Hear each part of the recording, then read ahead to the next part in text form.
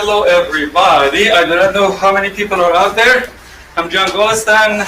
Very, very pleased to be here to introduce to you a very small portion, a drop of the ocean of the music in all dimensions. Of course, it's impossible to do right with 45 minutes to introduce or 2,000 years of music and culture or beyond.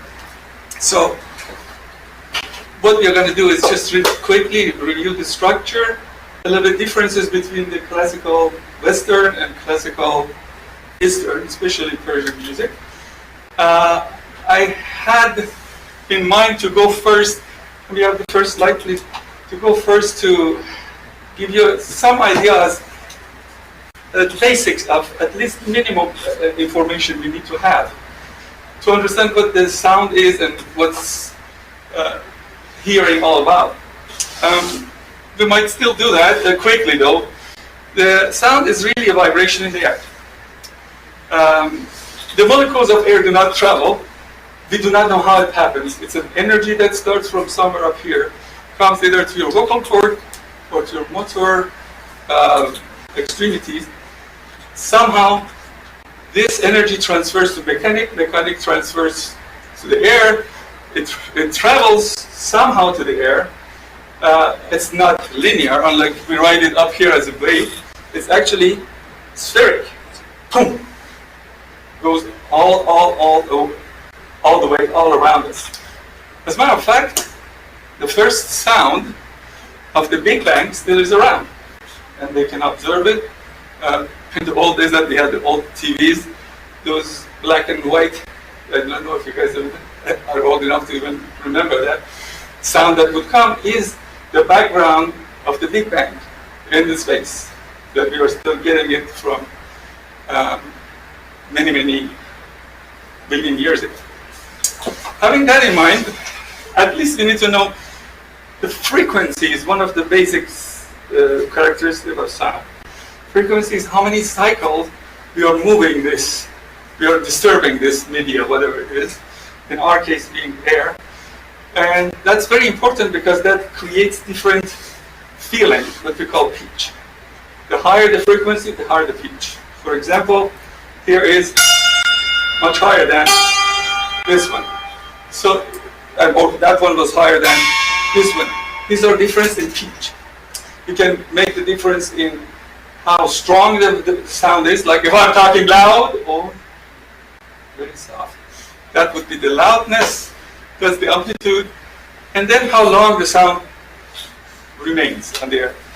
Can we go to the next slide, please, quickly? Which one that is? We can bypass this one. I already talked about this. Because of the time, since we have a time limit now, let's bypass this one also. This was just showing the molecules. Now this is the wave for a sound that is low amplitude and low frequency. Next slide, please. This one is, of course, higher amplitude and also more cycles for the same unit of time, which is usually hertz, which is how many frequency pitches second we have. Next one, please. Now, playing one sound would not create any musical understanding or feeling. It just gives you a rhythm, like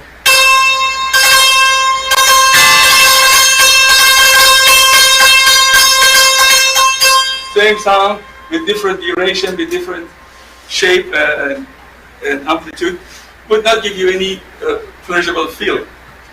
Interestingly, people believe that music was before language, which was in the nature and all around the human as we were 10,000 years ago, starting to evolve to what we are today gradually. And at that sense, we are trying to probably imitate the sounds that are around us to begin with. We're talking about 10,000 years ago. And with that, music and rhythm comes first, naturally. That's why we are thinking it was before. But it's very interesting that both music and language are very, very, very cultural dependent and local dependent. And that is when you're born, The hardware is there, there's no software, but you need to reprogram this to get the code of the sound you're hearing. And the first 2 years, you're all hearing, all the babies are just listening.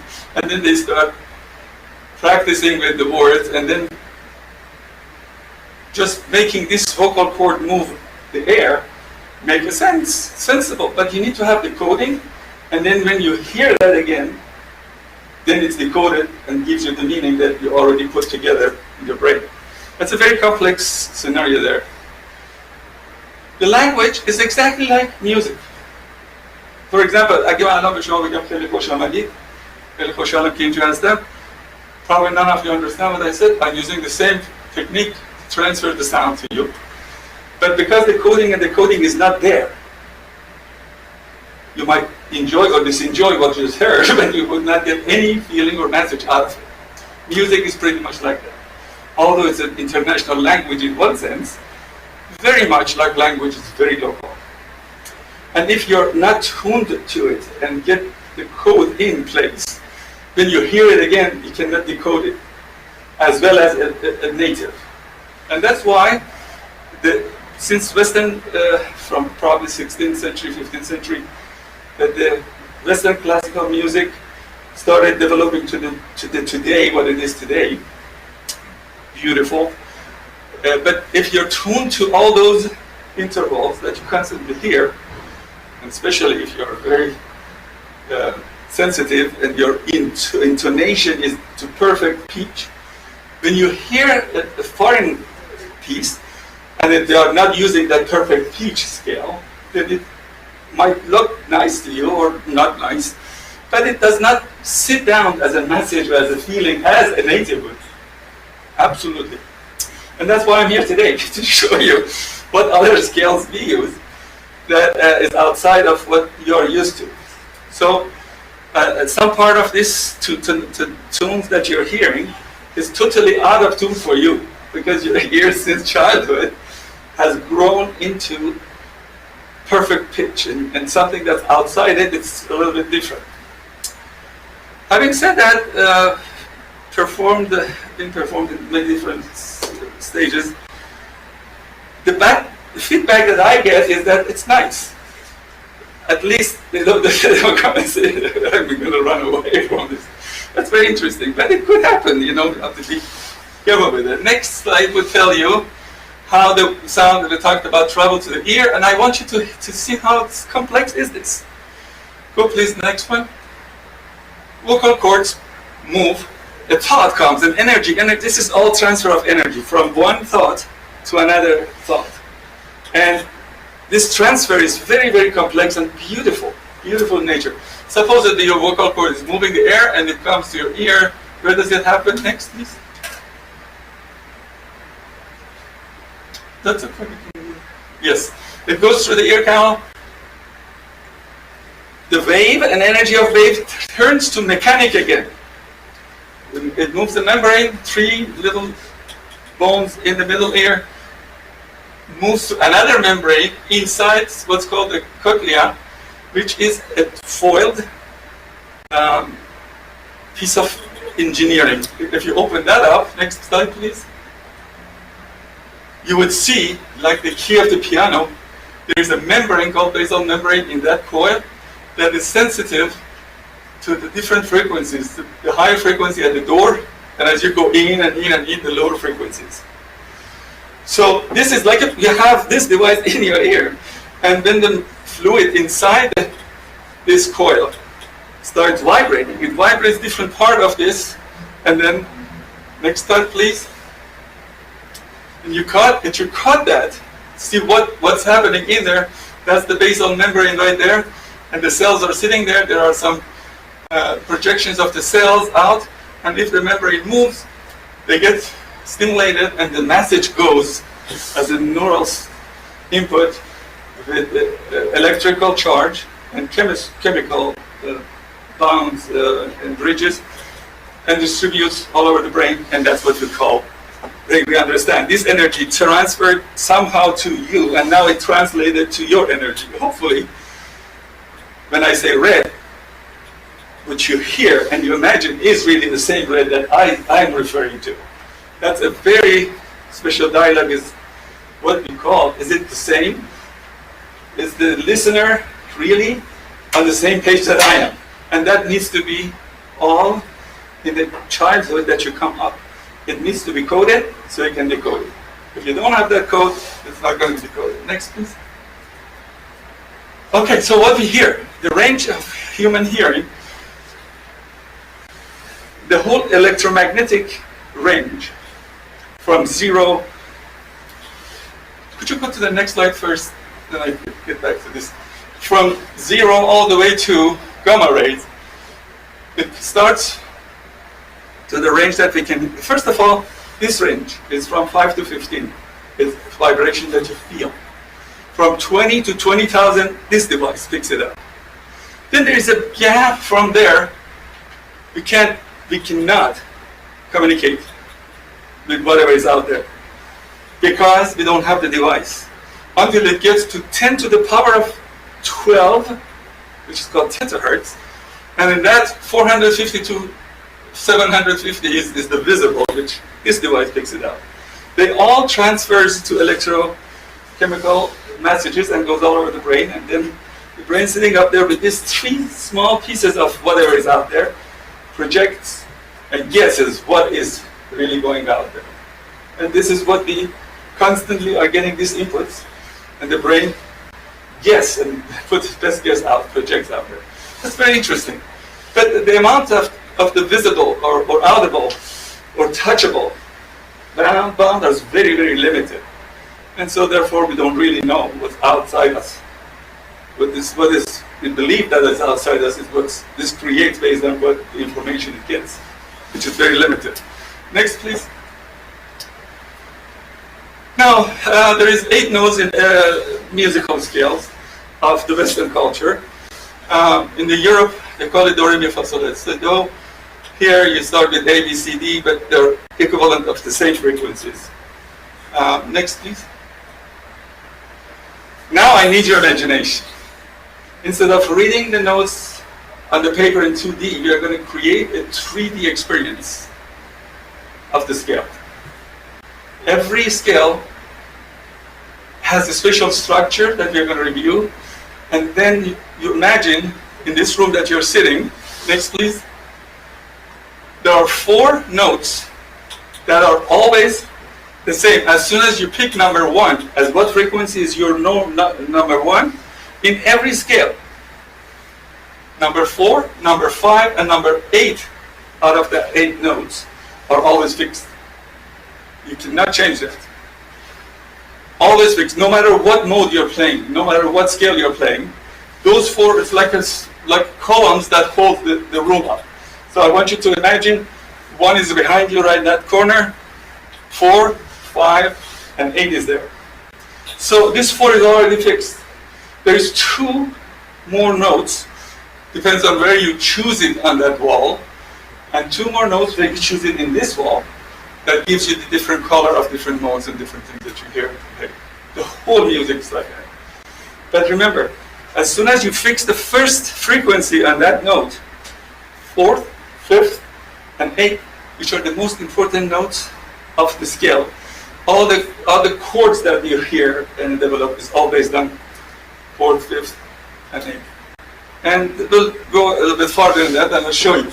Now, interestingly, if you divide this wall to 4 equal parts and take one of these parts and measure the other 2 walls, there is 10 in that wall, 10 in this wall, in every scale.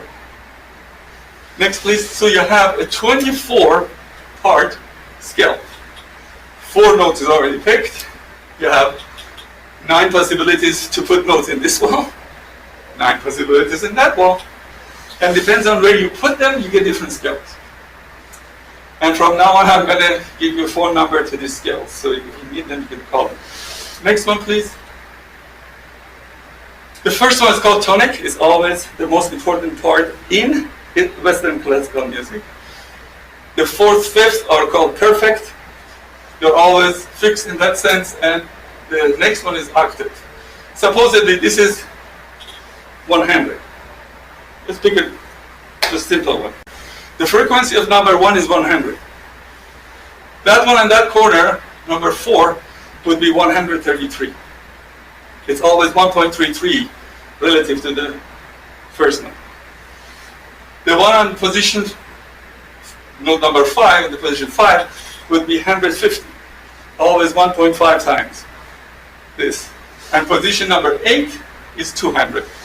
Twice as the first note. And I'm going to show you that right now in one of the scales by the Taar. Oh, by the way, then I'll introduce you the instruments also, which is history of instruments are by itself, 2-3 volume books. However, this, suppose this is actually 130, but let's say this is 100.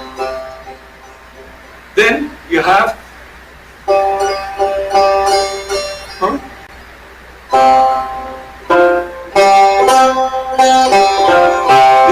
this is the basis that you're talking about. Number 1, number 4, number 5, 8. This is the whole scale. When you come to the number 8, then you are double frequency. Now, the building that you're making has 8 stories, and every story have the same kind of whatever you pick on the notes that you want, except for those 4 that's already fixed. Except that as you go up, every frequency is double. As you go down, every frequency is half. So upstairs to the note that you saw would be this one. The whole thing would be, first one is 1, 2, 3, 4, 5, 6, 7, 8. Again, 1, 2, 3, 4, 5, 6, 7, 8. There are now 2. You experience the same building, 2 different levels. You can go up to 7 for our hearing, which is in the piano scale. Can we go to the next? Okay, now, how do we find how to pick the other 2? Or the other 2 in this wall, 2 other 2 on that wall. How do we do that? It's based on what's called a natural frequency phenomenon. If you double the frequency of your first note, let's say it was C1, was 100 supposedly, then when you double it, you have, instead of 1 wave, you have 2 waves. When you triple it, you have 3 waves, 4, 5, and 6, and so forth. And when you do that, can you go to the next slide, please? When you do that 16 times, all the notes on the scale would show themselves in different stories of the building. And then you bring them all down together, then you find all the notes that creates a scale by just doubling the first, tripling 4, 5 times, 6 times, 7 times.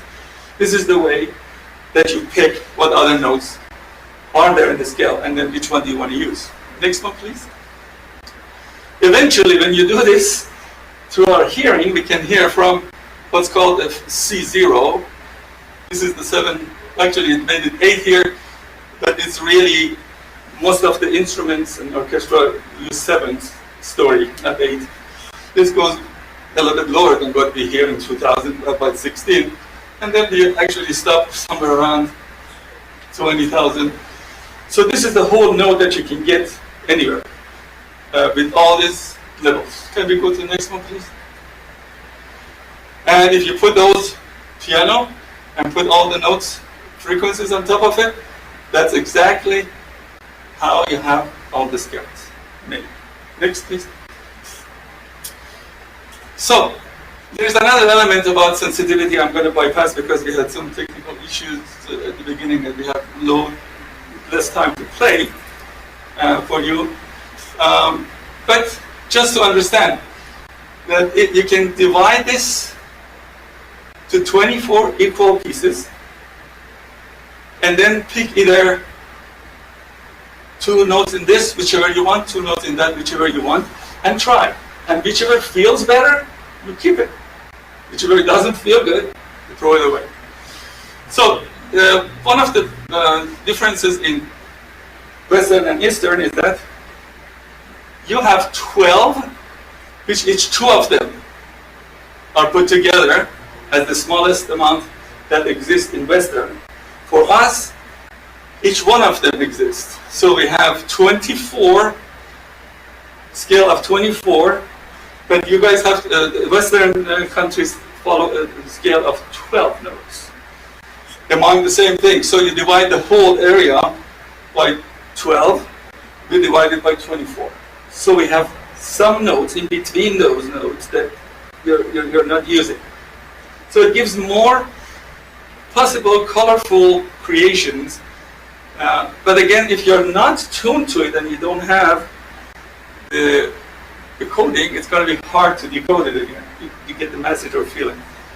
So how we get to this is really, if you pay attention to what's the smallest sound that you can hear the difference, like this. Sorry. If you can hear the difference between these two, just by moving my finger a little bit higher, I can increase the tension and change the frequency. You can hear those two. That's what we usually refer to as the smallest amount, which is in Savar, is about 0. In Coma is 5, Coma, which is almost about 10 Savar, 10 times of. They put a person in the lab and try to see what's the sensitivity of the frequency you have. Is 1,000 over 1,001, and log of that is 0.04, and that is the unit for Professor Savar from France created that unit for the sensitivity of the hear. For the music part, our sensitivity is 1/10 of that, and it's called 5 comma. So if you divide the whole area from 1 to 8, there's going to be 301 Savar, 301 pieces that you can differentiate from each other. Now in that 301, you can divide it by 12. You are going to get 25 equal Western classical scales. You can divide it by 24, you get 12 and a half. Almost, because we don't even follow that much closely. That's a little bit different than in practice. We are not staying on that 12 and a half, so on. But that's one of the major differences. Next, please. So, what's in red is what we can use in Eastern classical music, and the Western classical music does not have it.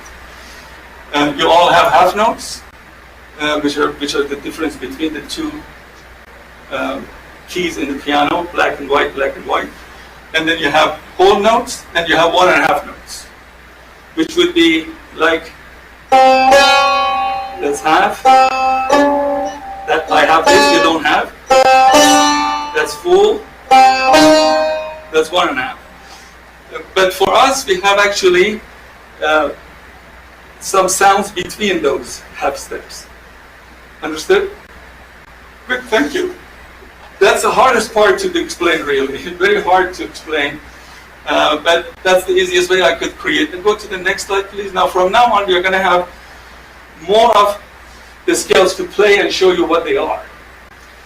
If you pick the other 2 notes on the left side on that wall, such that there is 4 unit, 4 unit, 2 unit, this one is always 4. We talked about 4 and 5 always fixed. And then on the other side, exactly like that, 4, 4, 2. 4, 4, 2. Then you're in a major scale. And that sounds something like this.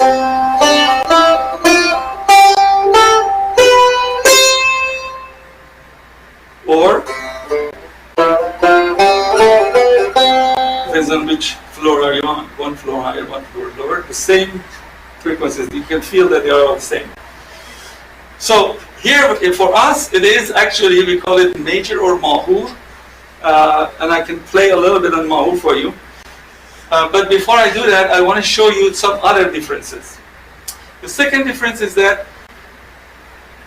amazingly, the Western classical music is developed based on play.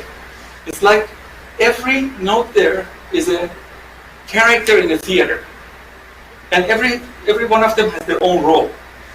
There is a teacher, there is a doctor, there is a student, there is a worker, and they remain, they hold that character throughout. And that's the way they relay the message, by playing their roles. So the first note is very important, then the fifth note and the fourth note and the eighth note, next important, and so forth. And then when you're done with listening to a piece of classical music, then you're done with seeing it's like a play in front of you. Every note did their own job. That's not the case for us. First of all, our scales are based on 4 notes or 5 notes, and combination of 4 and 5, like 1, 2, 3, 4, and then the remaining would be 1, 2, 3, 4, 5, from 1 to 4, and that. And then we can use combination of different 5s and different 4s and mix and match it. And when you do that, you get several different form of scales that creates different mood, ambience, that it does not exist in Western classical music. So, if I play for you Mahur, the note, that's number 1, that's the bass, plays a little bit, does its job in a piece, we call it dang. You play that dang or maqam. When you're done with that dang or maqam, then it transfers its importance to the next note, goes to the second note of the scale. Then that becomes important. It plays, creates its own environment, then passes it to the third one, to the fourth one, to the fifth one, and goes all along to the last one, which usually we call ode. Now, another difference is that all of the music in Western culture is based on fixed beats. You have measures of different beats, but we don't. And most of our music is actually as avaz, which is a beat free, and that remains the most important part of my understanding of the music in Persian, because then it gives the player pleasure of playing it differently each time. Because you can now, there's no measure, you can actually increase sum of notes, decrease sum of notes, and create so many different versions of the same thing. And that's why we have about 288 of these little pieces of what we call dang, of 4 notes or 5 notes, throughout the centuries, which was put together 100 years ago to 5 or 6 different systems, which I'm going to show you right now. But then each time, you use that as a base, and then you can change it. And that's so beautiful. From 288 pieces, like a brick and cement and so forth, you make a different building. Each time, it feels different, it sounds a little bit different. So that's the last part. Having said that, I'm going to play you a few things in Mahur. And I pass from the torch from the first one to the second one to the fourth and fifth one, just as an example. This is how our major scale, but real Mahur would sound.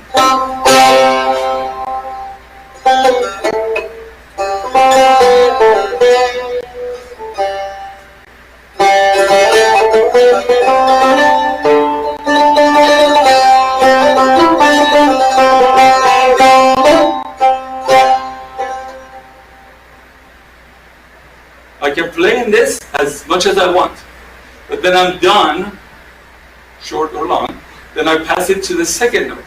Now, instead of this note being the magnet and absorb all the other ones to itself, to be the most important note, now we are going to give it to the second note. See how it differs. I play first one first and then go to the second one again.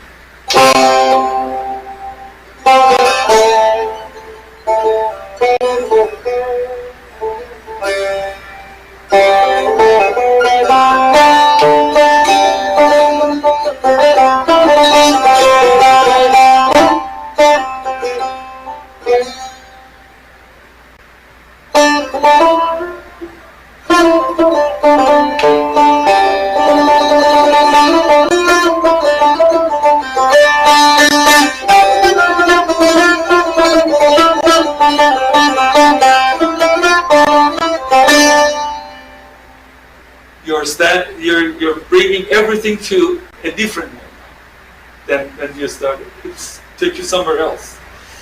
And then to show that you're still in the same scale, they use what we call an ending figure that fixes throughout this system that I'm playing, and it brings you back to the base and say, hey, you're still here, and then let it go to the next one, and then you play there, and then come back, hey, we are still, and that is the ends like this.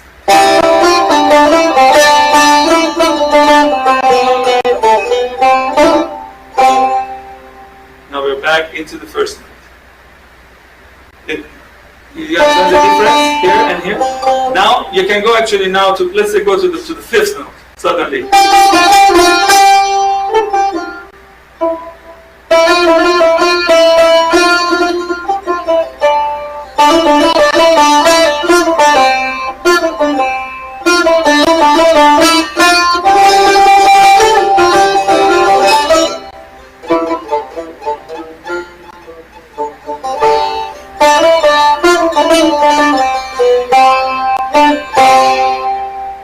Although the fifth played, absorb the notes there, you can stay there and play as long as you want, and then you come back to the bass. Say, I'm still here, that's the end figure that brings you to the bass.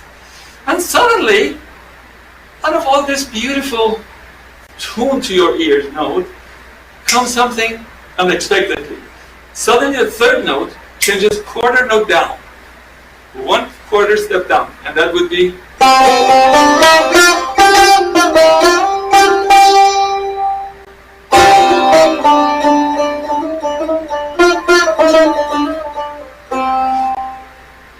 This suddenly takes you somewhere else. And if you're not tuned to this note, sometimes it doesn't sit right. Oh, something was wrong, it was out. But it's not out for us, it's out for the ears who are not really trained with this to begin with. So that happened several times actually through the same major in different places. Suddenly one note changes again, that creates a new color, and that gives you more tools to work with when you're creating something. And then it goes through, and then the last part probably comes back to 8, and that sounds something like this.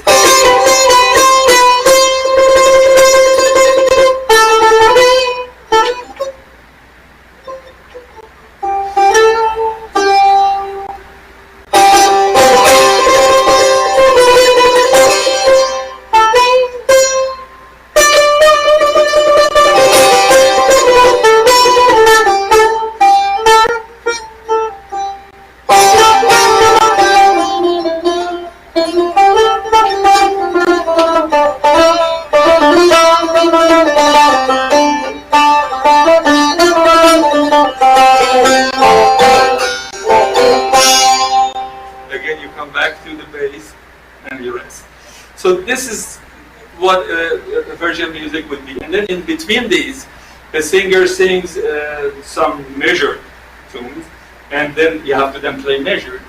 For example,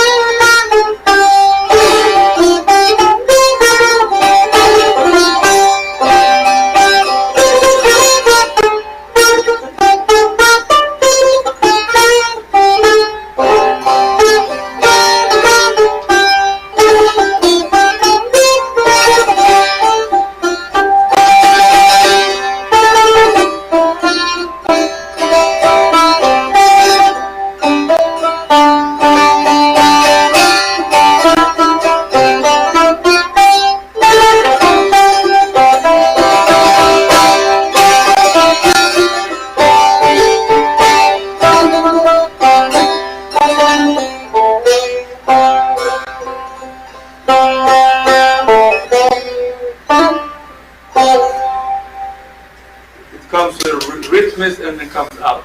So this is major. Let's go to another scale, please. How much time do we have? Okay, good.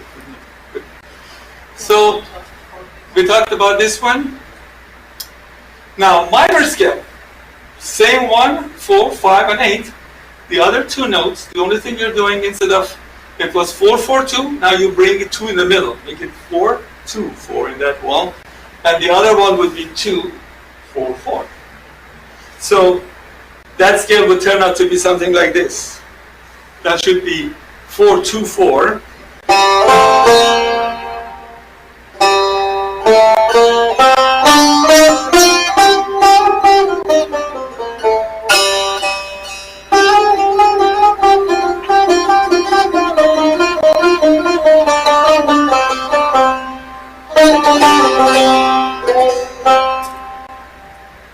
It's a minor scale.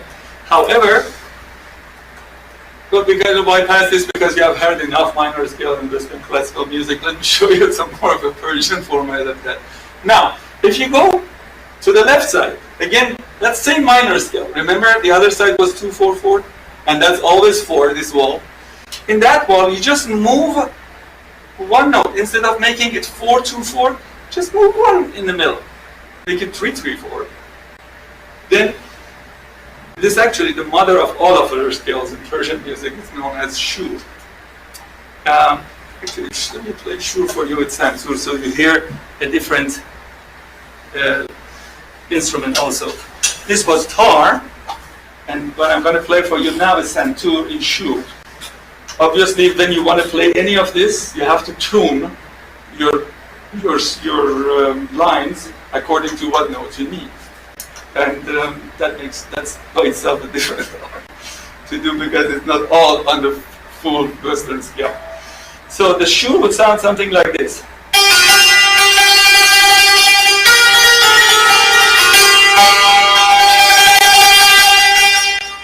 Here the starting note is this note.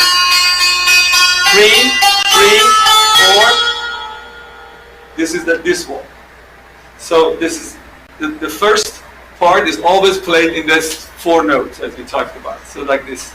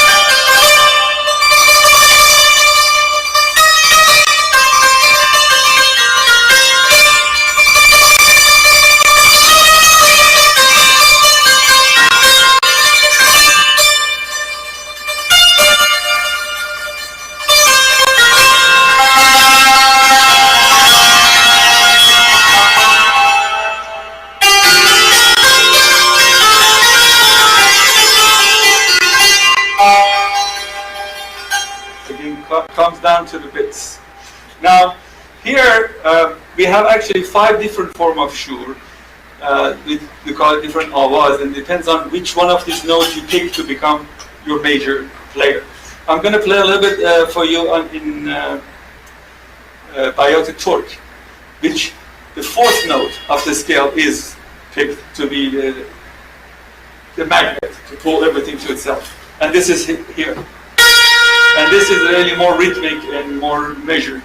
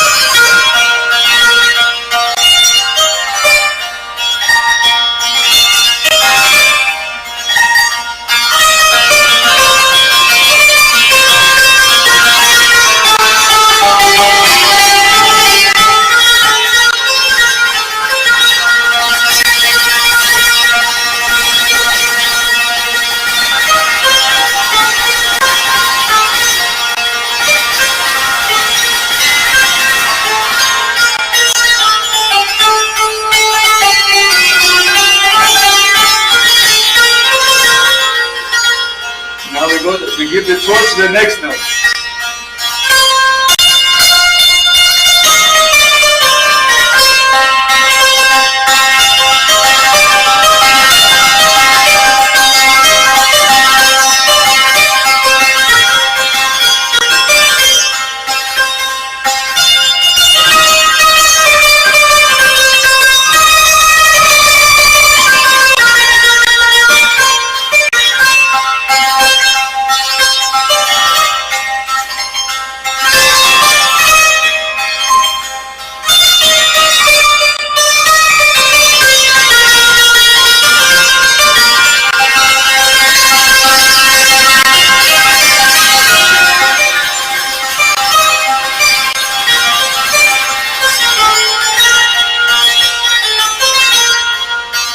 Back to the bass.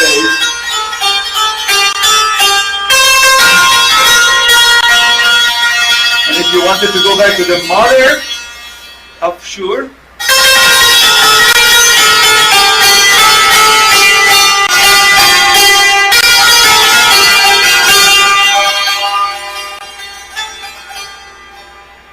and then if you go to the 8th note,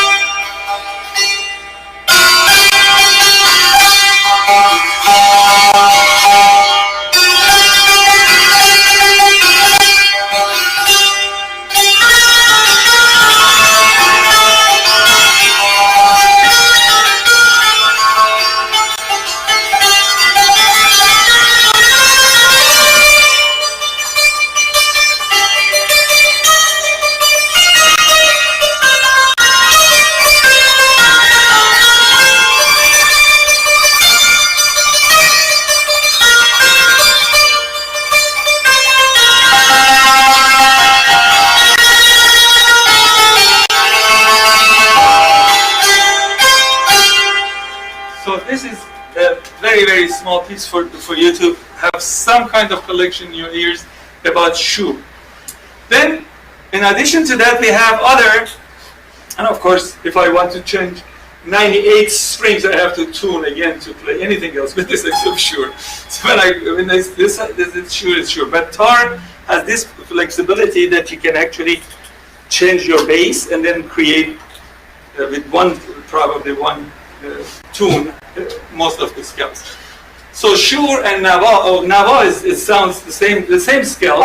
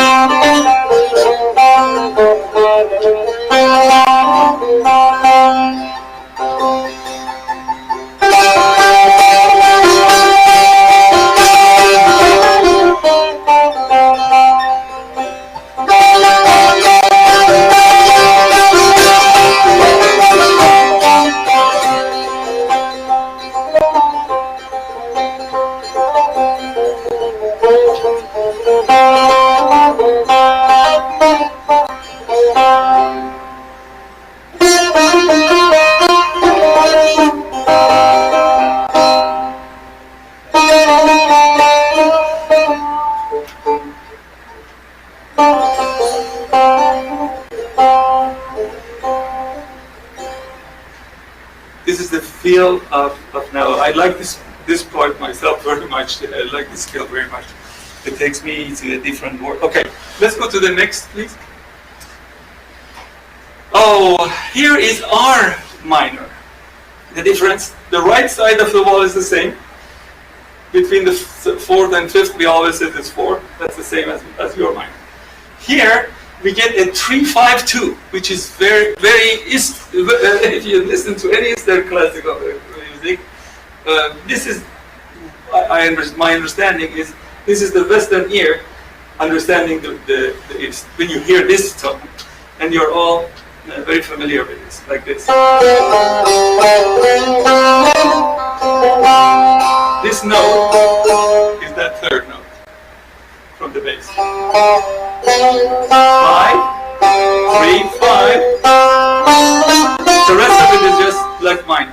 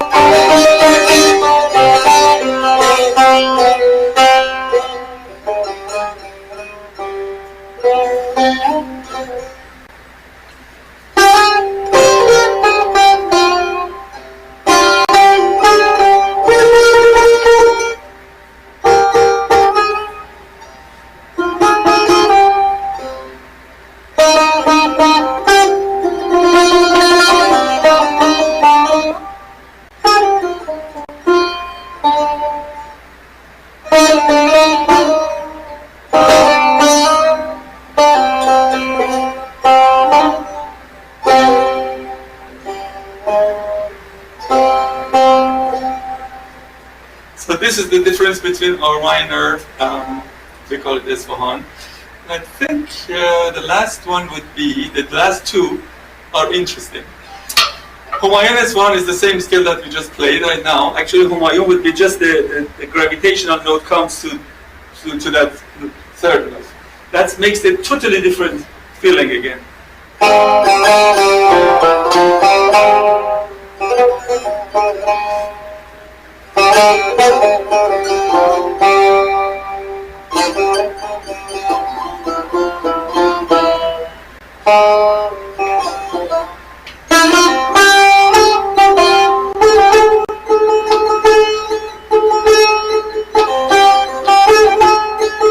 Maybe I should just tell you right now this, because this is one of the most important things that I wanted to tell you in the end, because I forget.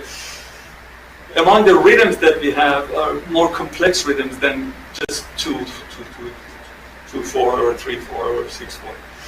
The special one that we have, and I've never heard it anywhere else in the world that I listened, it's very, very Persian, is a form of a 6/8, but it's a broken 6/8. That they say when the drum plays this along with one of the instruments, even stone comes to dance. It's very energetic and it makes something move inside you. And that part of the rhythm is, I'm going to play something on that for you right now. Like,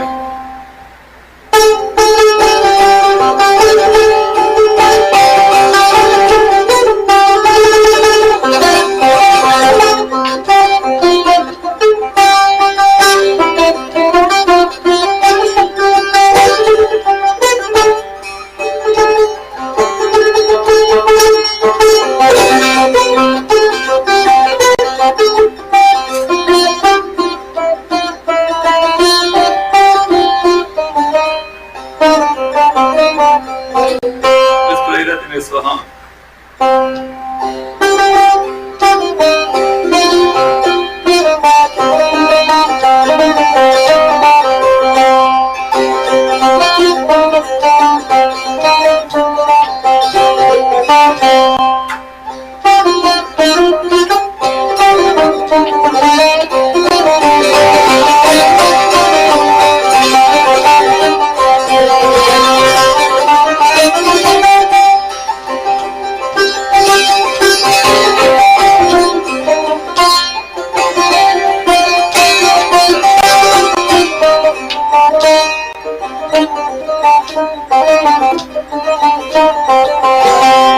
And that rhythm is actually a broken 6/8 that says.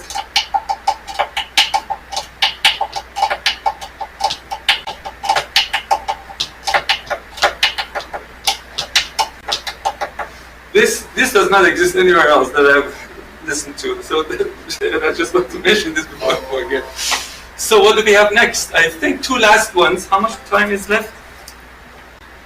We've had almost 2 minutes. Okay. We have 3 minutes, that's fine. Chahargah. Chahargah is like the same as one on the left-hand side, which was 3-5-2. But then you copy this to the other wall. When you do this, the feeling again is totally different when you put.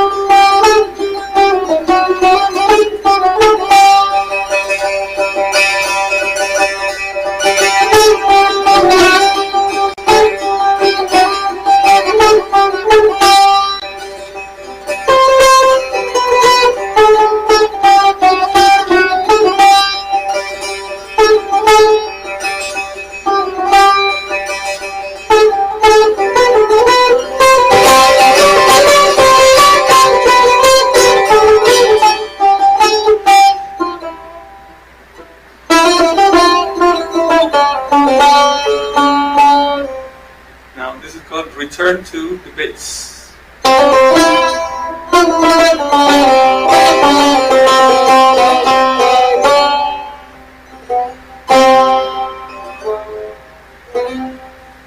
This is different form of Chahargah. It has a little bit more of energy,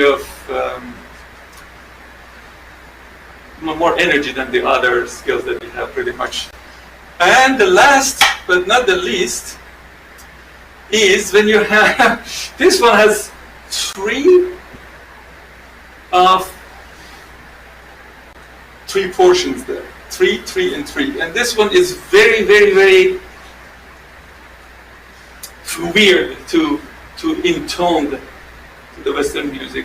This is the most foreign that you can hear anywhere, probably. And I play this last because I want this to remain in your mind so you get a headache when you go home. Ready? No, just kidding. Ready?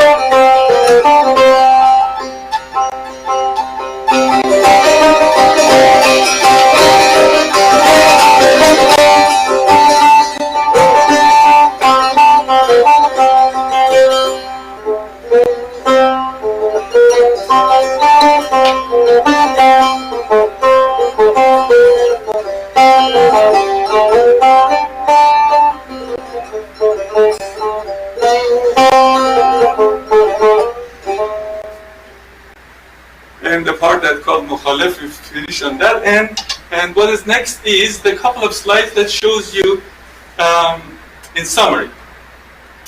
So the scales that you can make by using just half notes, which is 2 of the quarter notes, would be either 2, 2, 2, 2, 2, and you go up.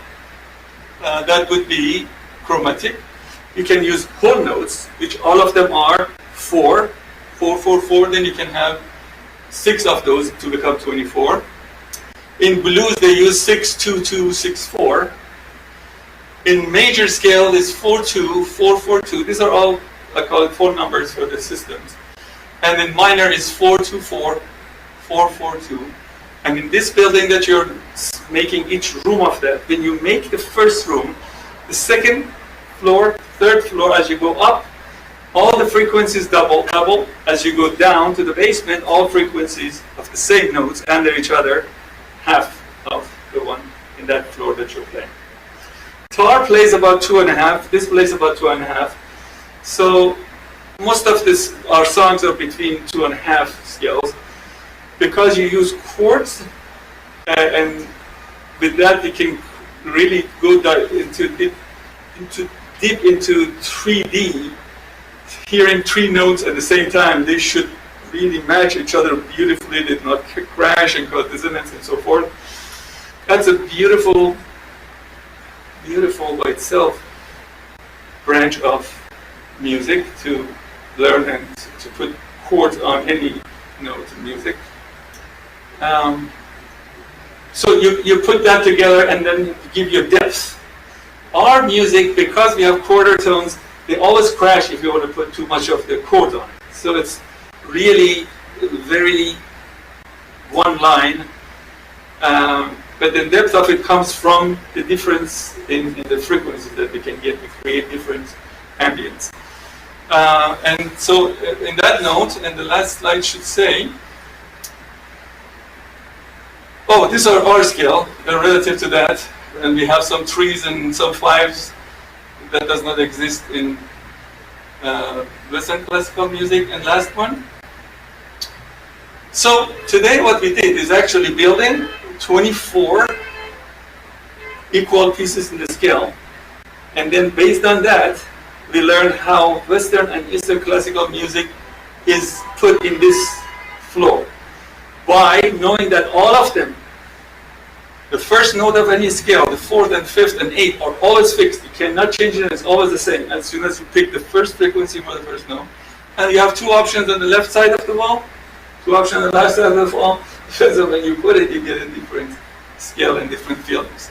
And eventually when you put them together, please next, then you create a building that has different floors, 8 different floors of the same scale as we talked about, with different frequencies, double and going up. For the chords, if you use the 24 part, then your major scale chord would be a combination of 8 and 6, which sounds something like this, probably. This is a combination of 8 and 6. And then minor scale would be a 6 and 8, is reversed. So you have to then get, I don't have it here, but in piano you can use it, that you can put 6 and 8, it becomes minor. If you put 8 and 8 of those together, it get augmented, and it's 6 and 6 is diminished. Questions, please? And if you would like, I can tell you a little bit more about the instruments. This was just about the scale comparison, but the instruments by itself have a different story. It's another lecture probably. So any questions?